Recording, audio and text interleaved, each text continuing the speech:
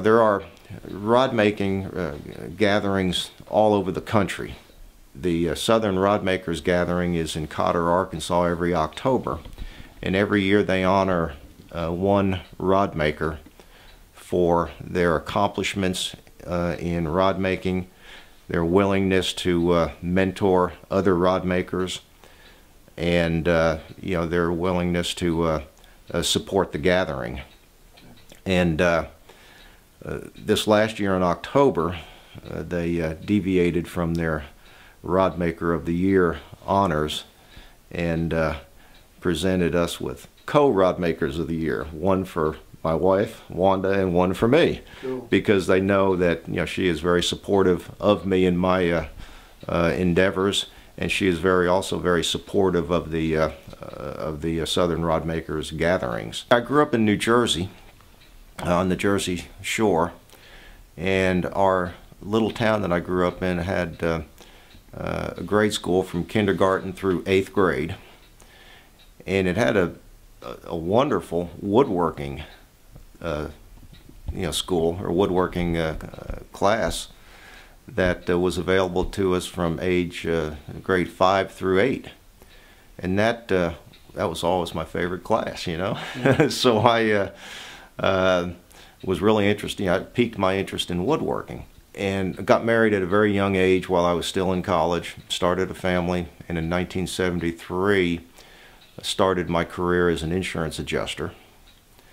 And then in about 1975 my interest was starting to get piqued again in woodworking, and I took an industrial arts course here at the Moore Norman Industrial Arts School, and that really kick-started my interest in woodworking. For many years, Wanda and my main sport was trap shooting. In about 2000, year 2000 or so, we started sharing our spare time between trap shooting and fly fishing. Fly fishing evolved into tying flies, and about this time I was still making a little bit of furniture, and got to the point where we simply had no more room or need for any more furniture pieces, and I wasn't going to sell any. Yeah. It would probably kill my soul to sell a piece, So I'm the kind of guy that can't just sit around and read a book or watch TV. So I figured, I've got to figure out something else I can do with my hands. So now we're pretty well involved in fly fishing. So I figured, well, I'll go ahead and start making, trying to teach myself how to make split bamboo fly rods. I've completed, I think, 65 rods, and I have 3 on the bench right now. Time-wise, it would take a lot more time, to build one of these pieces of furniture.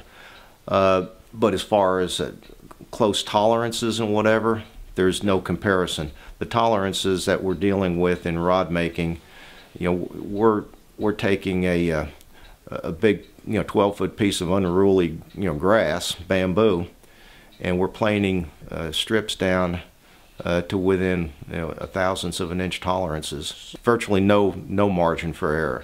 There are some processes in rod making that our tolerances are as close as 2/10 of 1,000th of an inch. You've got to have a lot of patience. You have to have the skill set to do it, for one. Mm-hmm. You've got to have a lot of patience. You have to accumulate the tools necessary to make a fly rod, and you have to be very dedicated.